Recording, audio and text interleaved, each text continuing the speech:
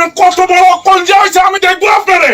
আপনারে কে এখানে বসাইছে আমি তার কলজা খুলিয়ে লাইম, আপনার কলজাও খুলবো। সাংবাদিক আরিফ আসগর বলছি, ঢাকা পোস্টের কুমিল্লা জেলা রিপোর্টার। ওই যে আপনার একটা কল রেকর্ড সামাজিক যোগাযোগ মাধ্যম আমার আরো কয়েকজন আমার ফোন এডিট করে নাঙ্গলকোটের সাবেক সংসদ সদস্য আব্দুল গফুর ভূঁইয়া সম্ভবত আপনাকে গালিগালাজ করতেছে, হত্যার হুমকি দিচ্ছে।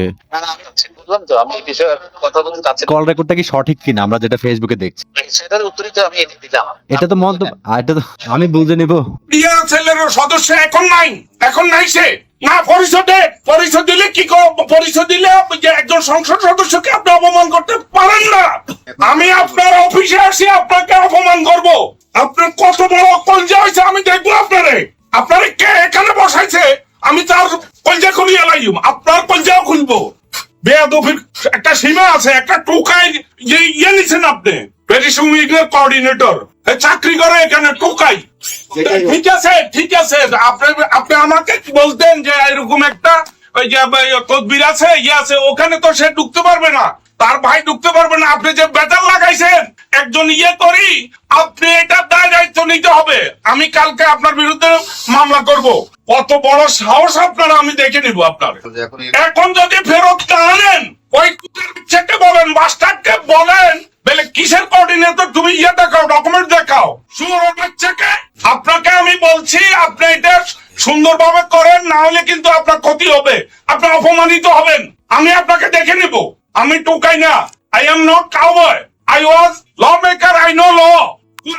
ডিসি নাঙ্গলকোটের বিএনপির নেতা এবং হচ্ছে ওই যে সাবেক সংসদ সদস্য আব্দুল গফুর ভূঁইয়া সাহেব, উনি কুমিল্লা শিক্ষা বোর্ডের বর্তমান যিনি চেয়ারম্যান শামসুল ইসলাম সাহেব, ওনাকে অকথ্য ভাষায় গালিগালাজ করছেন এবং হত্যার হুমকি দিচ্ছেন।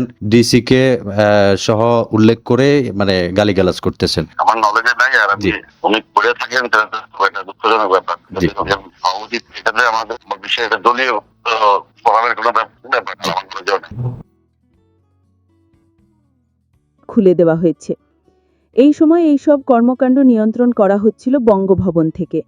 সরকার বা সেনাবাহিনী নিয়ে কী সিদ্ধান্ত নেওয়া হবে, সরকারের নীতি কী হবে, এমনকি সেনাপ্রধানের দায়িত্ব কী হবে, সেই সবও মেজররা দল নির্ধারণ করে দিচ্ছিল।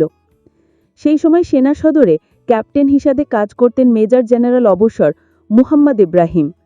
সেনাবাহিনীর অভ্যন্তরে 28 বছর বইতে তিনি লিখেন, 1975 সালের 15ই আগস্ট থেকে 3রা নভেম্বর 2 মাস 18 দিন সেনাবাহিনী অনেকটা দ্বৈত কমান্ডে চলেছিল। আমরা যারা জুনিয়র ছিলাম আমরা কোনো মতেই বুঝতে পারছিলাম না যে দেশ বা সেনাবাহিনী কিভাবে চলছে বা কাজ করছে।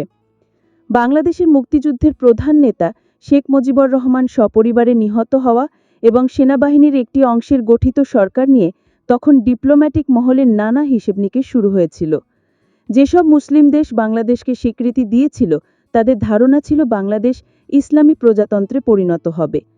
বাংলাদেশকে স্বীকৃতি দেওয়ার সময় পাকিস্তান ইসলামী প্রজাতন্ত্র বাংলাদেশ নামে স্বীকৃতি দিয়ে অন্য সব দেশকেও স্বীকৃতি দেওয়ার আহ্বান জানিয়েছিল।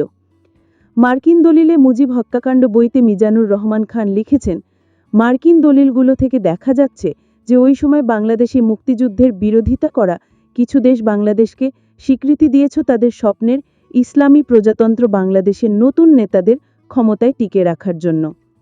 সেই সময় বাংলাদেশে মোস্তাক সরকারের মধ্যে একটা ভীতি কাজ করছিল যে ভারত হয়তো বাংলাদেশে সেনা পাঠাতে পারে। একই আশঙ্কা করছিল তাদের প্রতি সহানুভূতিশীল পাকিস্তানও। তবে তারা এও ভাবছিল যে এরকম কিছু ঘটলে সৌদি আরব সহ ইসলামী দেশগুলো নিশ্চয়ই বাধা দেবে। সামরিক অভ্যুত্থানের পর নতুন সরকারের প্রতি মার্কিন স্বীকৃতি আদায় বিশেষ গুরুত্ব দিয়েছিল মোস্তাক সরকার, কিন্তু আমেরিকা এক্ষেত্রে সতর্ক পর্যবেক্ষণের নীতি নিয়েছিল। পাকিস্তানের সঙ্গেও নতুন করে সম্পর্ক স্থাপনের নীতি নিয়েছিল খন্দকার মোশতাকের সরকার। ইসলামী প্রজাতন্ত্র বাংলাদেশকে স্বীকৃতি জানিয়ে পাকিস্তানের প্রধানমন্ত্রী জুলফিকার আলী ভুট্টো যে বার্তা পাঠিয়েছিলেন তার জবাব দেন খন্দকার মোশতাক। ঢাকায় মার্কিন রাষ্ট্রদূত মিস্টার বোরস্টার তার বার্তায় লেখেন, গত সন্ধ্যায় বাংলাদেশ বেতার একটি খবর প্রচার করেছে। এই বার্তায় পাকিস্তানের প্রধানমন্ত্রী ভুট্টোর কাছে প্রেসিডেন্ট মোশতাকের প্রেরিত পত্রের একটি বয়ান রয়েছে। খবরে উল্লেখ করা হয় যে ভুট্টো এর আগে মোশতাকের কাছে যে বার্তা পাঠিয়েছিল এটি তার জবাব। এতে বলা হয়েছে যে তো আজকে এই পর্যন্তই, কিন্তু প্রশ্নগুলো এখানেই শেষ নয়। এই দেশ, এই রাজনীতি, এটা আমাদের সবার। আপনি, আমি, আমরা সবাই মিলে গড়ে তুলব সচেতনতার একটা মঞ্চ। আপনার ভাবনা, আপনার চিন্তা এবং আপনার মতামত আমাদের দরকার।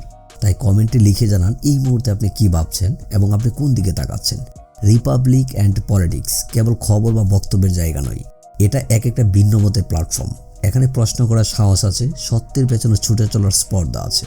চ্যানেলটি ভালো লাগলে অবশ্যই সাবস্ক্রাইব করে পাশে থাকুন, কারণ একটা ক্লিকেই হতে পারে হাজারো অন্ধকার ভেদ করে আলো খোঁজা শুরু। ফিরছি পরের পর্বে আরও খোলামেলা বিশ্লেষণ নিয়ে। সে পর্যন্ত সবাই ভালো থাকুন, সুস্থ থাকুন। আল্লাহ হাফেজ।